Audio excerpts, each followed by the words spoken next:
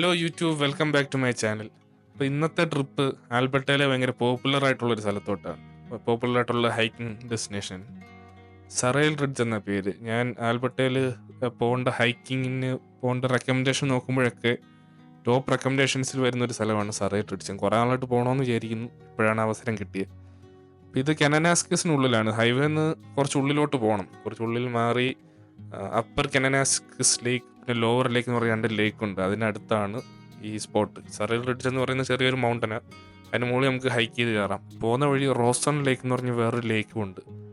അപ്പോൾ ഇത് രണ്ടും ഭയങ്കര പോപ്പുലർ ആയിട്ടുള്ള സ്പോട്ടാണെന്നാണ് ഞാൻ കേട്ടിട്ടുള്ളത്. ഞാൻ ആദ്യമായിട്ട് പോവുക, അപ്പോൾ നേരെ അങ്ങോട്ട് പോവാം. ഈ നേരത്തെ പറഞ്ഞ 2 ലേക്കുകൾ, കെനനാസ്കിസ് ലേക്ക്, അവിടോട്ട് വരുന്ന ഒരുപാട് ആൾക്കാരുണ്ട്. അവിടെ കുറേ ആക്ടിവിറ്റീസ് ഉണ്ട്. ലേക്കിൽ കയാക്കിങ്, പാഡിൽ ബോർഡിങ്, അങ്ങനെയൊക്കെ കുറേ പരിപാടി. ഇപ്പോൾ ലേക്കിലോട്ട് വരുന്ന കുറേ പേരുണ്ട്. ഫാമിലീസിൻ്റെ ഒക്കെ ഒരു ഫേവറേറ്റ് സ്പോട്ടാണ്. ഞാനിവിടെ എത്തിയപ്പോഴേക്കും രാവിലെ എത്തണമെന്ന് കരുതി, പക്ഷേ എത്തിയപ്പോഴേക്കും കുറച്ച് ലേറ്റായി, ഒരു 11 മണിയായി. അപ്പോഴേക്കും പാർക്കിങ്ങിലോട്ടൊക്കെ ഫുള്ളായി. മെയിൻ പാർക്കിങ്ങിലോട്ട് സ്ഥലം കിട്ടിയില്ല. പിന്നെ കുറച്ച് മാറി അപ്പുറത്താണ് കൊണ്ടിട്ടത്. എന്നിട്ട് അവിടുന്ന് തിരിച്ചൊരു 1/2 കിലോമീറ്ററോളം, ഏകദേശം അത്രയും നടക്കേണ്ടി വന്നു. ആണ് വണ്ടി ഇട്ടത്. നടന്ന് അപ്പർ ലേക്കിനടുത്ത് പോകണം. ഇതാണ് അപ്പർ കെനനാസ്കിസ് ലേക്ക്. ആ ഒരു ബ്ലൂ സ്കൈയും അതിൻ്റെ റിഫ്ലക്ഷനൊക്കെ ആയിട്ട് നല്ല ഭംഗിയുണ്ട്. ഇവിടെ കുറേ ആൾക്കാരുണ്ട്, ഫാമിലീസൊക്കെ. സൈഡ് ചെറിയ ബീച്ച് പോലെയൊക്കെ ഉണ്ട്.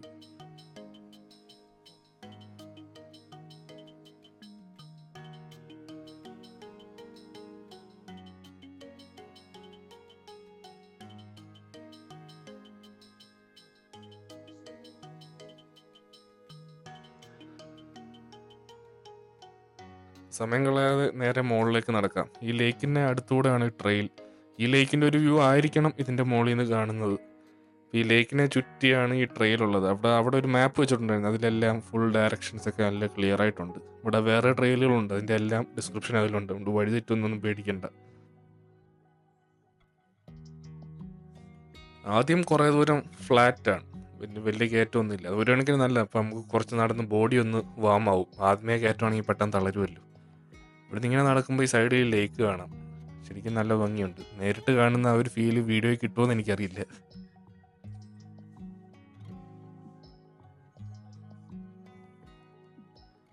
ട്രെയിലിൽ ഒരുപാട് ആളൊന്നും ഇപ്പം കാണുന്നില്ല. കാരണം ഞാൻ പറയില്ല, ഞാൻ എത്താൻ കുറച്ച് ലേറ്റായി. ഇപ്പോൾ ഒരു 11 മണിയായി. ഈ ഹൈക്കിങ്ങിന് വരുന്നവരെല്ലാം വെളുപ്പിനെയാണ് വരുന്നത്. അപ്പം രാവിലെ വന്ന് പതുക്കെ ഹൈക്ക് ചെയ്ത് കയറി, അങ്ങനെയാണ് പതിവ്. ഞാൻ അവിടെ എത്തിയാലും ലേറ്റ് ആവും. എഴുന്നേക്കാൻ ലേറ്റ് ആവുന്നതുകൊണ്ടാണ്. അപ്പോഴേക്കും വലിയ തിരക്കൊന്നുമില്ല. ഞാൻ കയറുമ്പോൾ മിക്കവാറും ആൾക്കാർ ഇറങ്ങി വരുന്നതാണ്. കഴിഞ്ഞ ദിവസം ഒന്ന് മഴ പെയ്തെന്ന് തോന്നുന്നു. ഇവിടെ മണ്ണൊക്കെ നനഞ്ഞു കിടക്കുകയാണ് അത്യാവശ്യം. ഞാൻ കഴിഞ്ഞ വീഡിയോയിൽ പറഞ്ഞായിരുന്നു, ബാൻഫ് നാഷണൽ പാർക്ക് ഹൈക്കിങ്ങിന് പോകണമെങ്കിൽ മസ്റ്റായിട്ടും ബെയർ സ്പ്രേ കൊണ്ട് പോകണം, കരടി ഉണ്ടാവാൻ സാധ്യതയുണ്ടെന്ന്. അതിവിടെയും ബാധകമാണ് കേട്ടോ. കെനനാസ്കിസ് കൺസർവേഷൻ ഏരിയയിൽ എവിടെ പോയാലും കരടി ഉണ്ടാവാൻ ചാൻസ് കൂടുതലാണ്. അതുകൊണ്ട് മസ്റ്റായിട്ടും ബെയർ സ്പ്രേ കൊണ്ടേ പോകാവൂ. ഞാൻ ശ്രദ്ധിച്ചിട്ടുള്ളത്, പലപ്പോഴും നമ്മുടെ നാട്ടുകാർ, ഇന്ത്യക്കാർ ഹൈക്കിങ്ങിന് മുമ്പ് കൈ ബെയർ സ്പ്രേ ഒന്നും കാണാറില്ല. എനിക്കൊന്ന് എസ്പെഷ്യലി മറ്റ് പ്രൊവിൻസുകളിൽ നിന്നൊക്കെ വരുന്നവരായിരിക്കും. പക്ഷേ ഇവിടുത്തെ അറയിലെല്ലാം ബെയർ സ്പ്രേ ആണ്. ഇപ്പോൾ ഗ്രൂപ്പാണെങ്കിൽ എല്ലാവരുടെയും കൈ കാണും. അപ്പോൾ മസ്റ്റായിട്ടും ബെയർ സ്പ്രേ കൊണ്ട് തന്നെ പോകണം. കരടി വന്ന വേറെ ഓപ്ഷനൊന്നുമില്ല, ഓടി രക്ഷപ്പെടാനൊന്നും പറ്റില്ല.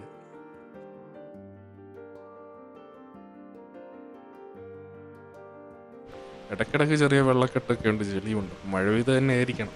സമ്മറാണ്ട് മഞ്ഞ് വീഴാൻ സാധ്യതയില്ല. എപ്പോഴും മഴ പെയ്താണ്. വെള്ളച്ചാട്ടത്തിൻ്റെ സൗണ്ട് കേട്ട് വരുന്നുണ്ട്. അടുത്തിവിടെ ഒരു വെള്ളച്ചാട്ടമുണ്ട്.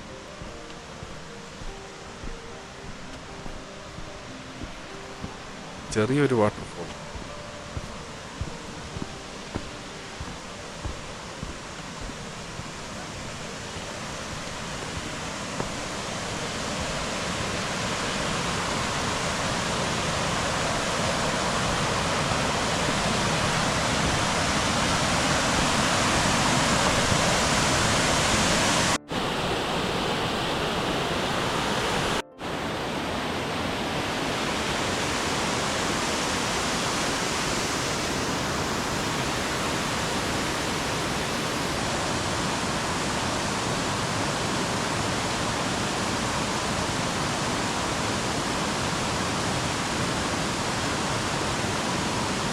2013 ഇവിടെ എന്തോ വലിയ ഫ്ലഡ് ഉണ്ടായി എന്നൊക്കെ പറഞ്ഞ് ബോർഡ് വെച്ചിട്ടുണ്ട്. ഞാൻ ഫുള്ള് വായിക്കാനൊന്നും നിന്നില്ല. എന്നാലും ബാക്കി നടത്തം തുടരാം. ഇവിടുന്ന് അങ്ങോട്ട് അത്യാവശ്യം കയറ്റമായി തുടങ്ങിയിട്ടുണ്ട്.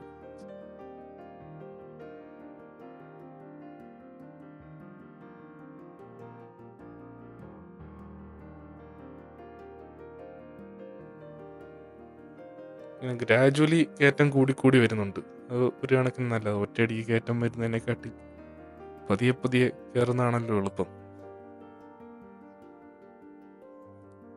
ആദ്യം കുറേ ദൂരം ഈ കാട്ടിനകത്തൂടെയാണ് നടക്കേണ്ടത്. താഴെ മാപ്പിൽ കണ്ടായിരുന്നു റോസൺ ലേക്ക് വരെ ഫുള്ള് കാടാണ്. അത് കഴിഞ്ഞ് പിന്നെ ഒരു എന്താണ് ഓപ്പൺ ഏരിയ പോലെ, വാലി പോലെ. പിന്നെ അവിടെ നിന്നൊരു കുത്തനെ ഒരു ചെറിയ കുന്നുണ്ട്. അത് കയറി അതിൻ്റെ മുകളിലാണ് സ്പോട്ട്. അവിടെ നിന്നാണ് നല്ല വ്യൂ ഉണ്ടെന്ന് പറഞ്ഞു. പിന്നെ അങ്ങോട്ടാണ് പോകുന്നത്.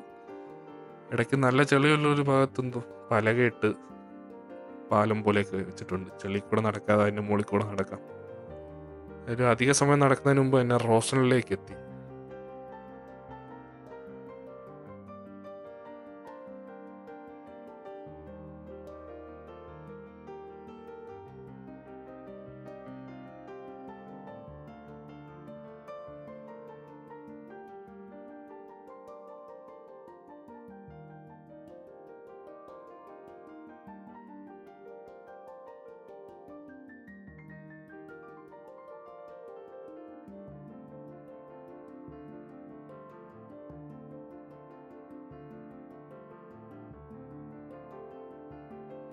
ഒരു 5 മിനിറ്റ് ഇവിടെ ഇരുന്ന് റെസ്റ്റ് എടുത്തിട്ടാണ് പോയത്. അപ്പോൾ ഇതുവരെയുള്ള വീഡിയോ നിങ്ങൾക്ക് ഇഷ്ടപ്പെട്ടാൽ ഇതൊന്ന് ലൈക്ക് ചെയ്യുക.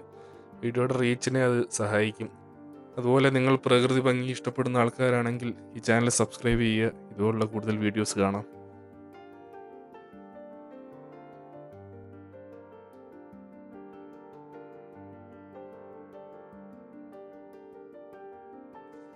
കുറേ ആളുകളൊക്കെ റോസൺ ലേക്ക് വരെ വന്നിട്ട് തിരിച്ചു പോകാറാണ്. അതും നല്ലതാണ്. റോസൺ ലേക്ക് കാണാൻ നല്ല ഭംഗിയുണ്ട്. എസ്പെഷ്യലി ഫാമിലീസൊക്കെ ഇവിടെ വന്നിട്ട് തിരിച്ചു പോകുന്നതാണ്. പിന്നെ കുറേ പേര് ഈ ഇൻഫ്ലേറ്റബിൾ ബോട്ടും പാഡിൽ ബോർഡൊക്കെ കൊണ്ടുവരുന്നുണ്ട്. ഇവിടെ വന്ന് കാറ്റടിച്ചിട്ട് ഇവിടെ പാഡിലൊക്കെ നടത്താൻ വേണ്ടിയായിരിക്കും. അങ്ങനെ കുറേ ആക്ടിവിറ്റീസൊക്കെ ഉണ്ടെന്ന് തോന്നുന്നു ഈ ലേക്കിൽ. നല്ല ഭംഗിയുള്ള ലേക്ക്, അത്യാവശ്യം വലുത്. സൈഡിൽ നിന്ന് കാണുമ്പോൾ ചെറുതായിട്ട് തോന്നുമെങ്കിലും.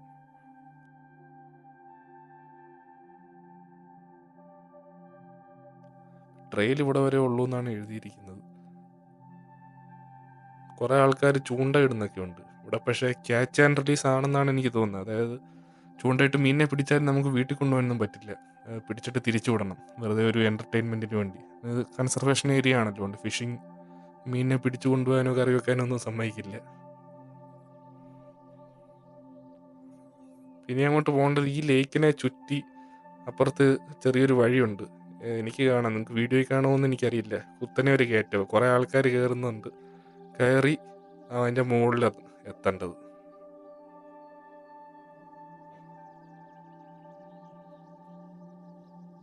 ഇപ്പോൾ ലേക്ക് കഴിഞ്ഞപ്പോൾ തന്നെ കയറ്റം പതിയെ പതിയെ കൂടി വന്നു, അണയ്ക്കാൻ തുടങ്ങി. മലയെ കാണാൻ നല്ല ഭംഗിയുണ്ട് ഇവിടുന്ന് തന്നെ.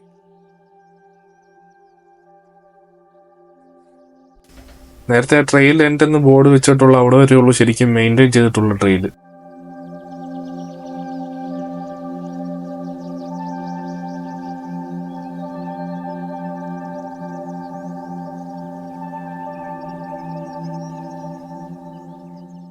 അങ്ങോട്ടാണ് ശരിക്കുള്ള കയറ്റം തുടങ്ങുന്നത്. ഇതൊരു പ്രോപ്പർ ട്രെയിലൊന്നുമല്ല, ആൾക്കാർ നടന്ന് വഴി ഉണ്ടായെന്നേ ഉള്ളൂ. കയറ്റം മാത്രമല്ല, ഭയങ്കര സ്ലിപ്പറിയ, പൊടി മണല, ഭയങ്കര ലൂസായിട്ടുള്ള മണ്ണ്. ട്രെഡ്മില്ല് നടക്കുന്നതല്ല, നിന്നിടത്ത് തന്നെ നീങ്ങുന്നല്ല, മുന്നോട്ട് പോകുന്നില്ല. അവിടെ ആരൊക്കെയോ കുറച്ച് കയറ് കെട്ടിയിട്ടുണ്ട്. അപ്പോൾ അതിൽ പിടിച്ച് കയറി പോവുക. കുറേ പേര് ഇറങ്ങുന്നുണ്ട്, അതിന് വേണ്ടി വെയിറ്റ് ചെയ്യുക. എന്തായാലും കയറ് കെട്ടിയവർക്കൊരു ബിഗ് താങ്ക്സ് ആരാണെങ്കിലും.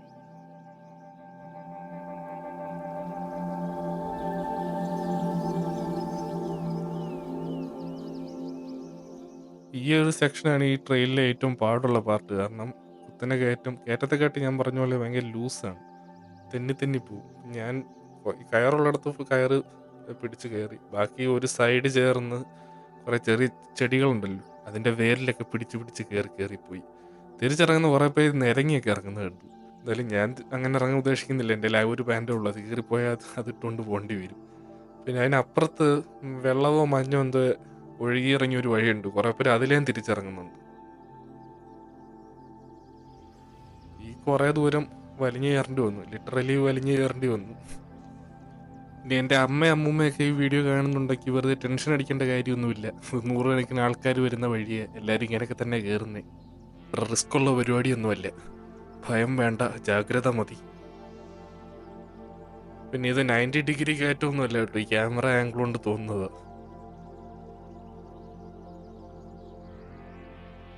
എൻ്റെ ഹൈക്കിംഗ് പോളുണ്ടായിരുന്നു, ഞാനത് എടുത്തില്ല. എനിക്ക് അതില്ലാതെ കയറുന്നതാണ് കുറച്ചുകൂടി എളുപ്പമായിട്ട് തോന്നി. പക്ഷെ തിരിച്ചിറങ്ങുമ്പോൾ ചിലപ്പോൾ അതിൻ്റെ ആവശ്യം വരും. ഹൈക്കിംഗ് സ്റ്റിക്ക് ഉള്ളവരൊക്കെ അപ്പുറത്തൂടെ അത് കുത്തി ഇറങ്ങുന്നുണ്ട്, അത് കുറച്ചുകൂടി എളുപ്പമായിരിക്കും. അതായത് ഈ 2 സൈഡിലും ചെടികളുള്ളതുകൊണ്ട് അതിൻ്റെ വേര് പിടിച്ചാണ് മുകളിൽ വരെ ഞാൻ കയറിയത്. ഞാൻ മാത്രമല്ല, എല്ലാവരും ഇങ്ങനെയൊക്കെ തന്നെ.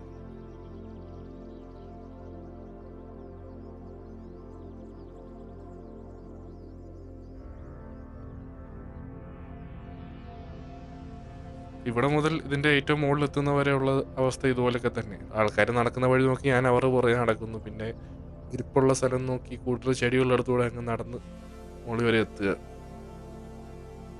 നടന്ന് പദം വന്നു നമ്മൾ തമാശയ്ക്ക് പറയത്തില്ലേ, അതൊക്കെ തന്നെ അവസ്ഥ.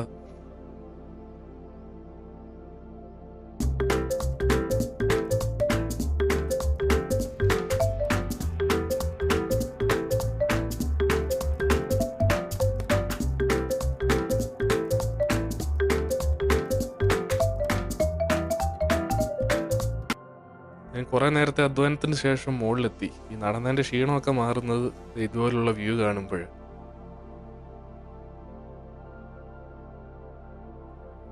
ഇവിടുന്ന് കുറേ കൂടെ നടന്ന് മുന്നോട്ട് പോവാം. അതായത് ശരിക്കും അങ്ങ് ആ ഒരു മുനം പോലെ കാണുന്ന അവിടെ വരെ പോകാം. എന്തായാലും അവിടെ വരെ പോകുന്നില്ല, കുറേ കൂടെ മുന്നോട്ട് നടന്നു നോക്കാം. ഈ ഇടുങ്ങിയ പാത്തില്ലേ, ഇതിനാണ് റിഡ്ജ് എന്ന് പറയുന്നത്. അതുകൊണ്ടായിരിക്കണം സറൈൽ റിഡ്ജ് എന്ന് പറയുന്നത്. ലേക്ക് നല്ല ബ്ലൂ കളറാണ്, ശരിക്കും നല്ല ഭംഗിയുണ്ട് ഇവിടുന്ന് കാണാൻ.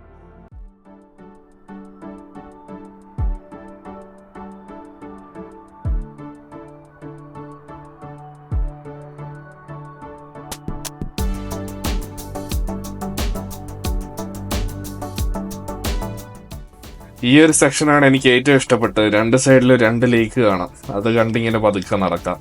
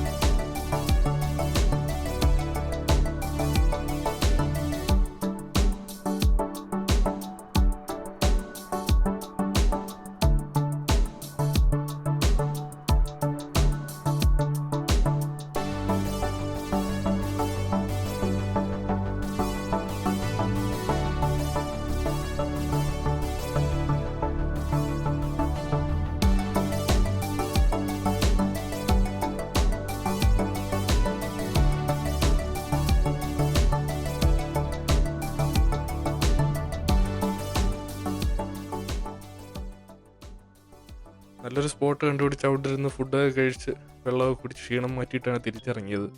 കണ്ടില്ലല്ലോ എന്ന് വിചാരിച്ചിരുന്നപ്പോൾ അതേ ഇവിടുന്ന് ഒരു ചിപ്മങ്ക് ഇറങ്ങി വന്നു. ഇവിടുത്തെ ചിപ്മങ്കുകളൊക്കെ ഫുഡ് കിട്ടി നല്ല ശീലമുള്ളതാണ്, നമ്മളെ പേടിയൊന്നുമില്ല. അപ്പോൾ ഫുഡ് കിട്ടുന്നവരെ നമ്മളെ ചുറ്റിപ്പറ്റി ഇവിടെയൊക്കെ തന്നെ ഇരിക്കും. ചിലത് ബാഗിനകത്തൊക്കെ ചാടി കയറാൻ നോക്കും. പിന്നെ ശല്യമൊന്നുമില്ല. ഞാൻ പിന്നെ ബ്രെഡിൻ്റെ ഒരു പീസ് കൊടുത്തു, അത് കഴിക്കട്ടെ.